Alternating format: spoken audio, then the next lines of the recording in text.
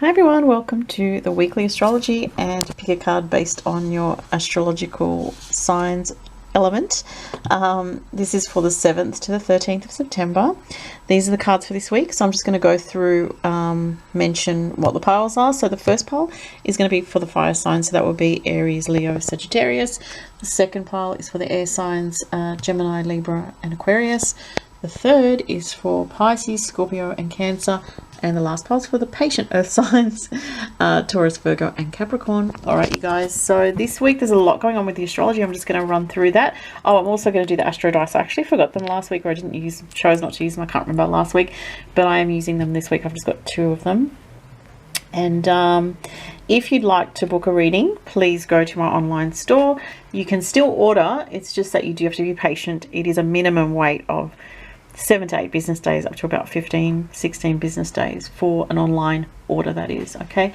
Now let's get into the astrology. So for this week, as I mentioned last week, Mercury has moved into Libra. I did talk about it last week. Just quickly, it just changes our mental focus into more interactive, interactions with others, communications with others, social energy, and kind of negotiation or balancing through communication, being very aware of, equal give and take and equality in our communications, I guess. But not Venus, Mercury in a Venus ruled sign, Libra, does make us more interested perhaps in, or influences us to be more interested in beauty, in harmony, in peace, peaceful interactions. Libra can sometimes be combative in its own way. The shadow sign of Libra is Aries, so there can be a bit of passive aggressive energy around as well, so there is that as well. The big news this week is Mars in Aries is going retrograde, so that's happening around the 9th, Tuesday, Wednesday, depending on where in the world you are. Mars will be retrograde until mid-November. Now, when Mars is retrograde, we do need to be very aware of our energy, how we use our personal energy. It's not the best time to be pushing forward and expecting huge momentum. Unless you have Mars in your natal chart natally retrograde, then that can be a bit different for you. But it's not as common because Mars goes retrograde once every couple of years. So what to expect with this energy? A little bit of a slowdown, a little bit of a kind of a redo in some areas of your life. If you know your natal chart, look at where transiting Mars in Aries in its retrograde cycle is moving, what house, and if it's contacting anything in your chart. I always say that, because that will give you some indication as to what you're going to be dealing with, especially with the house itself. So yeah, it's in particular going to affect you if you're an Aries sun, moon, rising, or you have Mars in Aries. Or I would say also because Mars is a co-ruler for Scorpio, so if you're a Scorpio sun, moon, rising, or you have Mars in Scorpio, it's going to affect you quite strongly, especially for those of your rising signs. So yeah, a time to be very careful about what you initiate. Okay, that's the big thing with Mars retrograde. You don't want to initiate anything very antagonistic. You don't want to initiate anything very different and forthright that's kind of like pushing forward in a very strong manner, or being aggressive with others and initiating aggression. Okay, it's a very dicey situation when you have Mars retrograde to be the one that instigates anything that's aggressive, because what you can find is it comes back on you very swiftly. Okay, so just a heads up on that, it's good to know. And what else? It can be a bit of a frustrating energy because Mars, especially in Aries, likes to make a straight line and a beeline towards what it wants, but now it's like, well, you're gonna have to slow it down and kind of think more about what you want, think more about what you're doing, and all that sort of thing. So as I said, Mars will be retrograde until mid-November. It doesn't mean that life is on hold completely or anything like that. It just means that we are processing a lot more internally. Before we take action, it's good to think about, is this the right thing for me? Is this what I really want?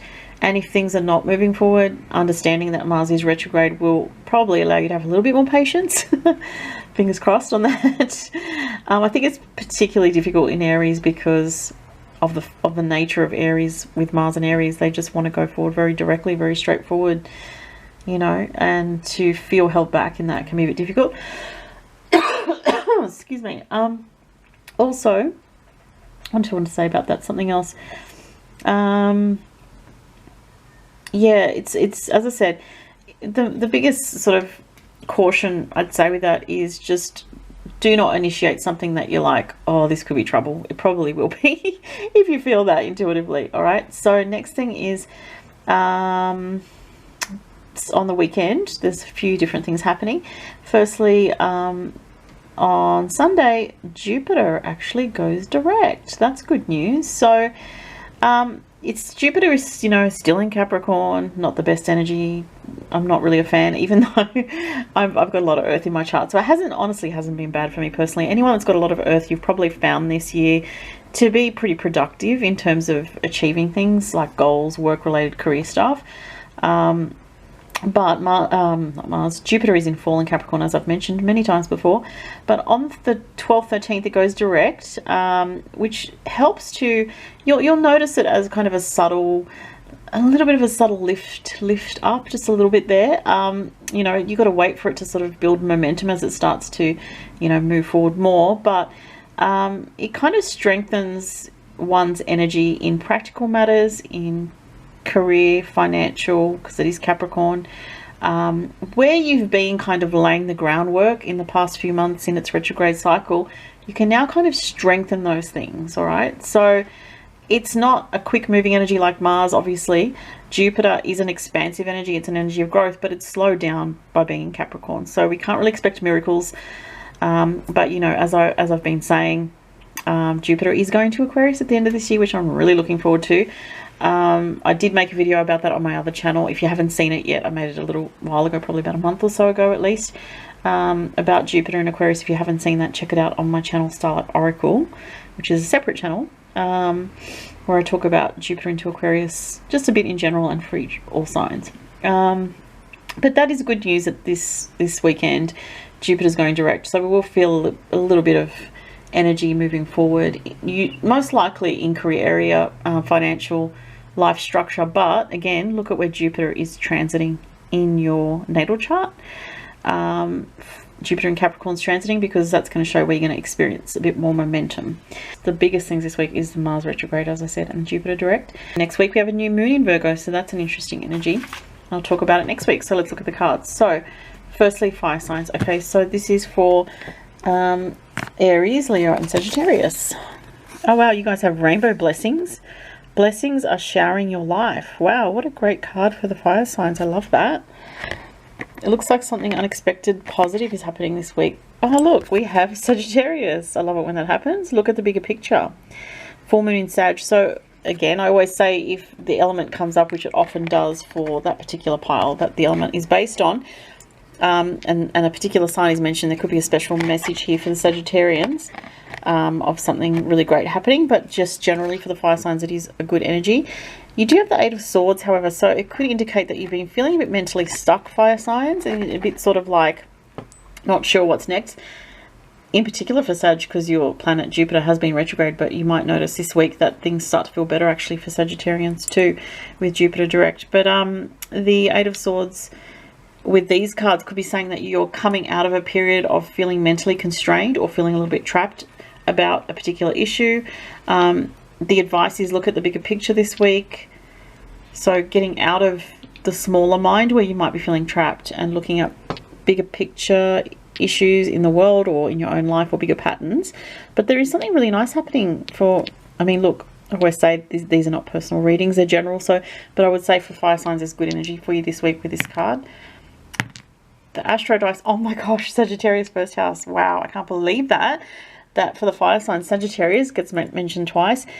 Okay, so also for if you're a Leo or Aries, you might be dealing with the Sagittarius, or you might have a really positive interaction with the Sagittarius this week.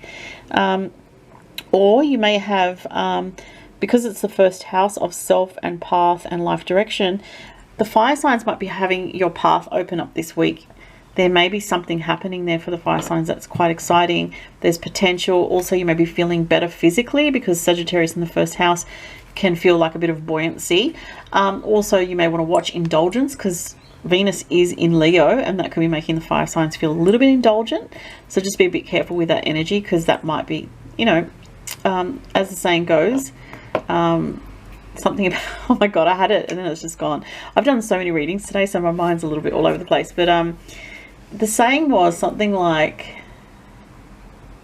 everything in moderation or something along those lines. Okay, so it was to do with moderation and oh, that's right, something like not having too much of a good thing. Too much of a good thing, something along those lines, can be a bad thing. So yeah, watch your indulgences this week, fire signs, is what I was getting. Okay, so those were your messages. Okay, let's go to the air signs. So this is for Gemini, Libra, Aquarius. Uncovering treasure. Oh my gosh, another amazing card. Beneath the surface lies great bounty. I love that. Confidence is your key to success. Oh wow, you guys have the Two of Cups. That's a beautiful card. That's the soulmate card for the air signs coming up. Okay, so there's a special message about relationships for the air signs here. I'm feeling it's more relationships because of the Two of Cups. Okay, it is, if you need to work on your confidence, as in your attitude, like not getting pessimistic, not getting stuck in a mental rut, like, oh, you know, nothing good ever happens or comes out of my relationships, or expecting kind of, you know, things to just fall flat, or, you know, not realizing that your thoughts, especially because you are air signs, are very powerful. So if you're having negative thoughts, you may not be realizing that you're impacting your reality in a negative way. And so there's something here about working on your confidence, and as you do that, you're uncovering like amazing gifts here. But it's just like you need to trust in not just a false ego confidence, but your heart's confidence, because it's Leo. Leo rules the heart. So as you do that, you will uncover some kind of treasure here, something really beautiful. Let's go to the Astro Dice. 4th house, Aquarius. Ooh, interesting. So Aquarius, obviously you guys are an air sign, so there's a special message for the Aquarians here.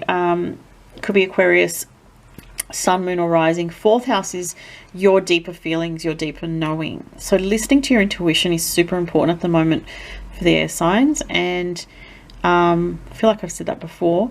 For the air signs, the 4th house is your deeper emotional self. It's also home life as well. So there could be really positive energy, you know, for some of the air signs to do with home life, family, matters of the heart, relationship energy this week. But there is something really positive here. There could be some extra abundance coming in, extra finances coming in this week for air signs, or some unexpected positive developments there, I feel. Okay, so let's now go to the water signs. So this is for Cancer, Scorpio, Pisces. 4 of Wands. That's home life also. The air signs had home life coming up. Answering the call, the time is now. A time to give rather than take. New moon in Virgo. Okay. Answering the call. This looks very Virgo energy to me as well. I don't know why, but the maiden, I think, just looks very Virgo. Let's see what your Astro Dice say. Taurus. 4th house as well. The second time 4 comes up. Okay, so water signs, you have something about stability in the home life, beautifying the home this week with these two. Feeling your security, your stability in the home is going to be important to you this week. It comes up as well. You have the 4 here and the 4 of Wands. So that, again, home life is really emphasized. Home and family and stability and all that sort of thing. Wow. Okay. So answering the call, the time is now. A time to give rather than take. These two cards look very connected to me. As I said, it's like Virgo is like the maiden energy, and this feels like that energy. So there's something about being of service to others or helping others in some way that comes up for you water signs this week. And you may even be dealing with someone that has Virgo, Sun, Moon, or Rising, or has other strong Virgo or 6th house energy, if you know astrology. There could be something here about also doing some kind of work on the home or organizing things in the home with the Virgo energy here. You could be like rearranging things, decluttering things, giving things away, because it says a time to give rather than take, and it also relates. It's funny it mentions the new moon in Virgo, which is actually happening next week. So I want to say for the water signs, because of this message here, it's quite strong. There could be something new starting in your home life, potentially, or with family, or with regards to a family matter next week with the new moon in Virgo for the water signs, because that comes up super strong. Okay, lastly, the earth signs. So this is Taurus, Virgo, Capricorn. Fellow travelers, support is all around you. Oh, we have another Virgo. We just had a Virgo card for the water signs, which was the new moon in Virgo. This is full moon in Virgo. And the Empress, well, that's the earth energy. The Empress, it's Venus, which rules Taurus. Abundance as well. So, wow, what a beautiful energy for the earth signs this week. It shows that you have support with friendship, I feel, and like-minded souls. Could be work colleagues for some people. There's support around you. Could be a female around you who is very helpful, who gives you support as a friend or as someone who just is naturally helpful towards you. This is something to do with soul tribe, so soul connection, soul mates, soul friends, you know, people that are kindred souls to you. There could be something about communication support, something along those lines. Very feminine energy comes through with the Empress and the Virgo full moon. Beautiful. There could be something about travel, and you know, that could be anything from speaking to someone who's, you know, at a distance from you, talking to people, you know, people as in soul tribe, people that you have a connection with about certain interests that are at a distance or online, that sort of thing. But there's also abundance with this week for the earth signs. Let's see what the astro dice say. You have Aries and the third house, so a lot of communication this week, a lot of short trips potentially. You do have travelers here, so the travel related card, I do feel it's more short trips as well in terms of actual travel. But this card could be communication with people far away.